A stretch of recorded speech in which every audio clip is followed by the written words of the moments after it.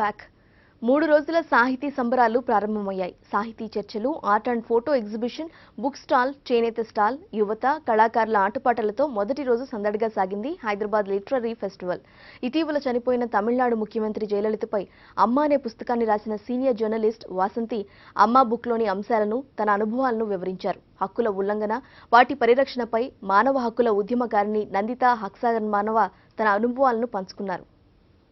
Before we begin talking about the book, could you give us a background to why the earlier book was not allowed to be published? Oh, Penguin approached me to write a biography on Jayalalitha, and I was very hesitant. I first refused them flatly. I said, no, oh no, I can't write, because as you yourself said, I was very keenly watching Tamil Nadu politics for 10 years, and at least two of her regimes very closely, and I knew what kind of a person she was. And he was the most intolerant chief minister one has seen. You have heard of the kind of defamation suit she put against so many newspapers and all that. And while I was the editor, I used to be very critical of her. Okay. I used to write a regular column every week, and then I wouldn't spare her at all. Of course, I didn't spare any politician who became controversial. Good for you.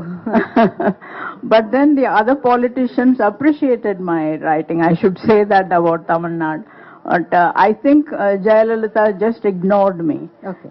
She had this tendency of giving value only to English writing. So I was writing in a Tamil weekly. Okay. And then Tamil she just ignored, because I think from the beginning she had this ambition of becoming a national leader and Okay. getting into the national stream, political stream.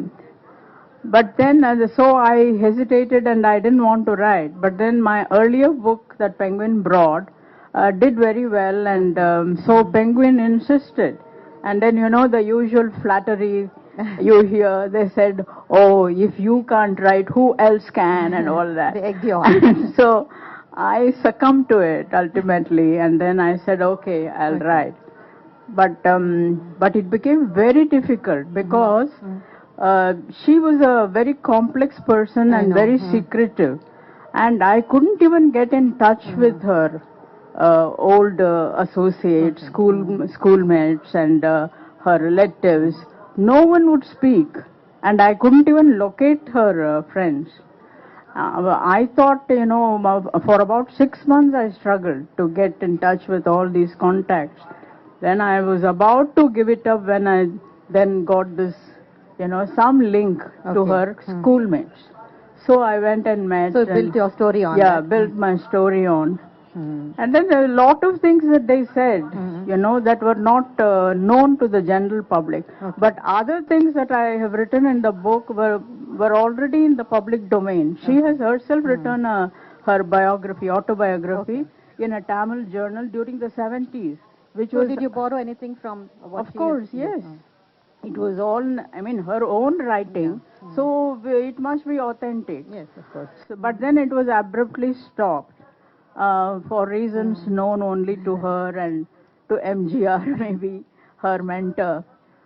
And then I wrote this book, but I kept it as a secret. I didn't want this news to spread at all. Okay. But unfortunately, what happened, just before the release, I worked on this book for 2 years, and the book was ready, the release the launch date was announced, and then this Outlook magazine thought it would be a curtain raiser, and then it would be a scoop, they thought.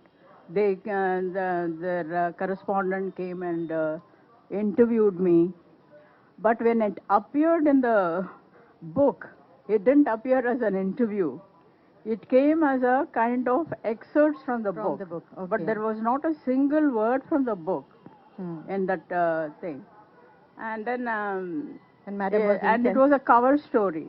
and somebody brought that to her notice. And then she doesn't like anyone to write about her, especially in English, I think.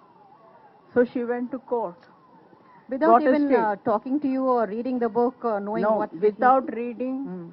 And the judge brought a stay, you know, which was very surprising, Okay. which you never hear of, you know. A book being prevented from getting released, Okay. and you get a stay, and then the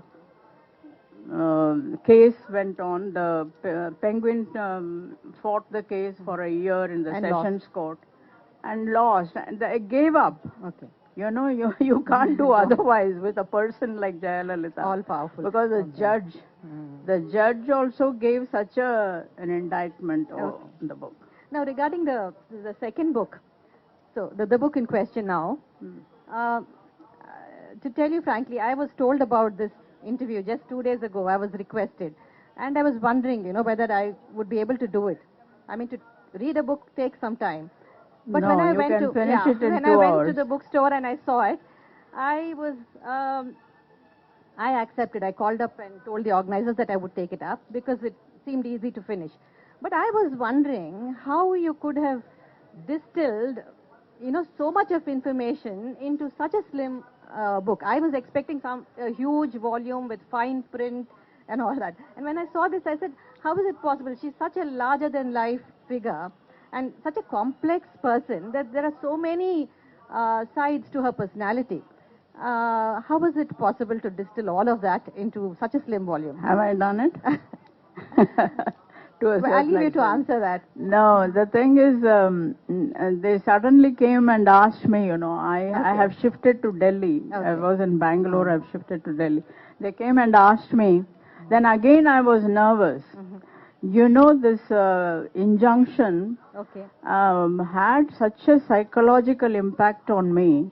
I'm sure. It was so scary. I haven't, you can ask my friends here, I haven't visited Chennai at all after the injunction because it was so scary. And people said it's not safe at all for you to travel to Chennai. Would you have done this interview in Chennai? Now, yes. Not No. when she was alive. No, but her fans are there still, isn't it? No, but still, I suppose, less powerful than. Okay. There was an atmosphere of fear those days in the corridors of power. If you were a journalist there, you would have realized the kind of fear that was generated. She had that capacity to generate fear. And so when these people came and asked me, this juggernaut people, again I was nervous. You know, it was like something hot, which I didn't want to touch. And then I consulted my legal advisor. But this people, juggernaut people said, oh, don't worry about it. This is going to be only less than 30,000 words for a phone app. Then I consulted my legal advisor, who is a dear friend. And then he said, no, nothing, don't bother about it. It is only a phone app. And many people anyway don't know to access a phone app. So especially ADMK men. So Were you given any instructions or were there any conditions that you should not be, raise anything controversial?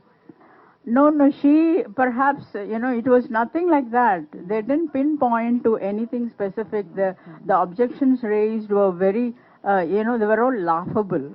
Like I had written her original name was Komalavalli. Then she said, oh, that's a lie. She said it was always Jayalalitha. So that kind of a thing. And then they said it is a kind of an invasion into privacy, her privacy. Okay. So but then everything was in the public domain. Whatever I have written, it is only my perception as a woman and as a journalist. I have written that I was book. coming to that. What was your perception of her? I'll just read out a few lines from the book, from the preface. She's enigmatic, she's imperious, she's adored, and she's feared. She's deified by her admirers and reviled by her opponents. When she's up in the sky in her helicopter, her devotees fall on the ground and prostrate, just as they would in her presence. She stands apart, unreal and gigantic, just like those cutout hoardings that her party workers have erected along the streets of Tamil Nadu. So Yeah. that is how you start the book. Yeah. So she was such a complex person. What was your perception of her as a person, as a daughter, as an ally of a political party, as a chief minister, as a friend, as Not an my enemy? friend. She, I don't think she was anybody's friend. Because she disowned her own close friends, supposedly very close, friends. No, the thing, whatever I gathered from her friends, was very interesting. They said that she was a very charming girl. She was so intelligent, very intelligent. She would sometimes come to the class totally unprepared because some late night party was there before. And she would come and then she would just glance at the pages of the book and then she would stand first in the test. And so she was a brilliant girl, she was a fun-loving girl, and all that. But later on, I don't know, there was some kind of an anger in her. That is what I heard from her friends, and a friend, very close friend, with whom she cut off all the contacts, her contacts deliberately. Yeah, That she is don't very hear of anyone surprising. else except Shashikala. Yeah. Oh, we'll come to that later. But meanwhile, I'd just like you to say a few words about her political debut.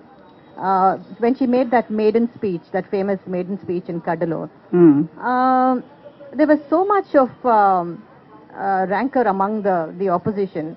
They used such obscene language. Besides calling that whole episode the Cuddalore Cabaret. Yeah. So can you tell us about? No, the thing is, her whole life, it has been a kind of a fighting against the system, against the established system. And she first, she wanted to pursue her studies and she couldn't do it because her mother forced her into acting. And then there, the cinema world, Tamil cinema world, was very male dominated. And she got to know MGR and MG Ramachandran, who was a matinee idol at the time, most popular, most powerful. And she have acted with him, though there was 30 years difference between the two. And she became his co-star in many films. And apart from being, you just said No, that I tell you, I come to that.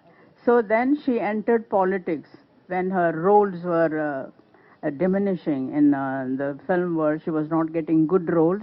And then she thought, this is the best way to do something for the thing. Some people asked her why she joined politics.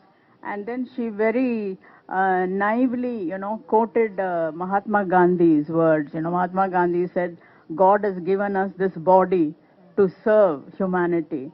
And so that's what she said. This body is to serve humanity. I want to help people. And so, of course, the first meeting was in Cuddalore, her maiden speech, and then that was a big success. And then the DMK poster said this Cuddalore Cabaret. You come and listen to this Cuddalore Cabaret. But then when she said this, that this body is to serve people, then they also said, oh, come boys, young men of Tamil Nadu, here is a person who is willing to give her body to the service of young men. Make use of it. And so that's what I was just going to say. So you said the Tamil film world was male dominated. Also, the political world was completely Surely. male dominated. and So- sexist. And sexist. So she Yeah. entered this, she had so many disadvantages. She was a Brahmin entering this, the ADMK party, which had its roots in anti-Brahminical stance. And then she was a woman, she was an actress. How did she come so far? Deified. She was deified. The thing is, her story is not only the story of a woman who how difficult it is for a woman to be successful in the male-dominated political world. But it is also a story of a woman who transforms herself to stay in that and then be a winner. She formed her own strategies throughout. The first regime, the first regime was a kind of a disaster. I mean, politically, though because she came with an absolute majority after this Rajiv Gandhi's assassination and all that.